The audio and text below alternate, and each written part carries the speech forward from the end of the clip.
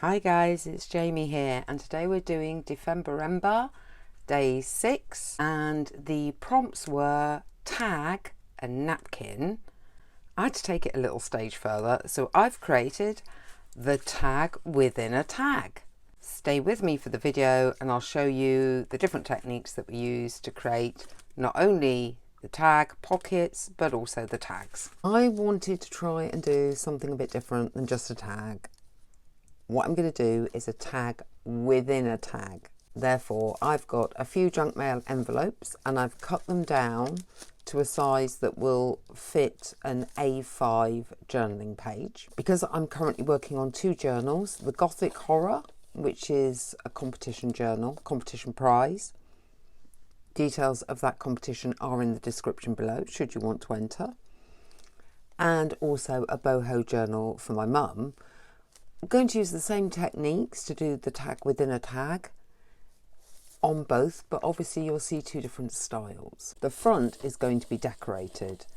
I'm going to use Mod Podge and some paper napkins. For the boho one, I've ripped up some Indian newspaper and we're going to do a substrate, a base, over the front of this journal tag that's also a pocket for a journal card or tag. I had to say that slowly because I confused myself with what's going on here. I'm just going to use Mod Podge collage glue. You can use white PVA glue, any glue really. You can use Pritt stick, up to you. Covering the front, and then because this is a base, it doesn't matter if you put this the right way up, upside down, sideways. You're just covering and creating, I suppose, a bit of a pattern that will be seen a little bit, not much, when we add the napkin. I always go over the top because if I wanted to use paints or any mixed media techniques, I know that's going cross camera, that must be annoying. This creates a barrier so that things are not absorbed by the paper, so it makes the paper more waterproof. I use these silicone brushes for gluing, not always, sometimes I forget or they're messy, because they're very easy to clean the glue off. That is basically what I'm going to be doing. With the Gothic Horror, I will use some book pages and I will come back when those are covered and dry. What I'm going to do is I am going to just dry brush over a bit of white gesso, and then I want a bluish background, so I'm going to use some watercolor crayons to stain this a little bit. Still want the newsprint to show through, so don't want to go too mad. Just get this up a touch. Dry brushing is just a little bit in there and not even all over, and I will do that on all 4, let that dry, and then we'll do some watercolouring. I've pulled out some of the watercolour crayons. I think they're these are watercolour ones, and I'm just going to play, maybe edge it first and then grab a bit of water, just use fingers. I'm going to use the napkins anyway, so it doesn't have to be too much colour. It's great, isn't it? You don't have to be able to do art to use your finger, a bit of watercolour crayon and some water. Oh, it's redder than I was expecting. Doesn't matter. I was expecting a pink. That's the nice thing about doing an Indian journal, is the colours are going to clash anyway. See how easy these are? I can't recommend them enough. So I'm just building up a bit of colour now. You can still see the newspaper print. I'm getting to the point where I'm happy with this. A bit of a border. Yeah, that border's nice, isn't it? With this, you want to pull back some layers so that we get down to the very thinnest layer of these napkins. Once you've got them separate, you just gently pull them apart. This can be used again if you want. I think we might just do maybe a central panel. Grab some scissors, a bit awkward, trying to cut tissue, create like a little belly band of napkin down there. Some Mod Podge. Very gently, and then Mod Podge over the top. If we wanted to rough the edges, now would be the time to play with that. So let's just get some water, just a little bit, go down the edge and just sort of see if a little bit will tear away. Just trying to get a more naturalish pull on that over the top.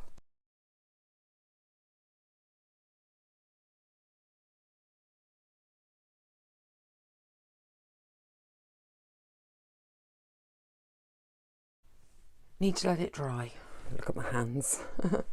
All 4 of these journaling pockets, journaling tag pockets, not quite sure what to call them, we'll find a name, have been completed in the same method as the first one. So that was watercolours, Mod Podge, napkin, Mod Podge, everything dry and now protected. And as I said, it gives you a more material feel. As you do things, you discover what you like and what you don't like. So for example, with this one, love it. This one, I feel like if I'd only done that image, it would have been perfect. This one I'm perfectly happy with, it covers the whole page. This one, where I did all that smushing, it's put fibres and things into here and kind of dulled it, not made it as shiny, and I'm not so keen. Rescue time. What I like to include in my videos is when things are not worked out as I would have liked, how we're going to rescue them. And the way we're going to do that is we are going to stencil over the side that I'm particularly not keen on, maybe even bits of this side, with some gold paint. I have just ordered some other colours in the acrylic metallic, so you won't have to put up with it just being gold from a few videos time. It's Amazon, so it should arrive today or tomorrow. Anyway, I'm going to quickly use this stencil. I've got a set of these because I knew I was doing my mum's journal. I'm trying to think how many I got in the set. Something like 12 mandala stencils. So even if the method I use is the same, at least the design will be different. I love these little kids sponge paint daubers for putting on the stencils more than brushes. Kind of really cool for doing this type of stenciling. And to be fair, I also like finger painting, so I'm obviously just a big kid. So hopefully that's going to cover up some elements of this that I'm not overly keen on. I'm going to get some purple watercolour or some pink and just try and fill in this bit a bit more.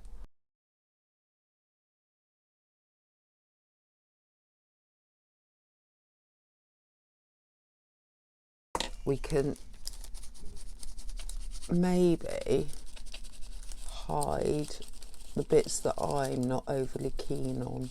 See, I haven't added any water to this at all to make it a stronger blend. Yeah, I think that helps a bit. I'm just going to make this edge really dark, so it's deliberately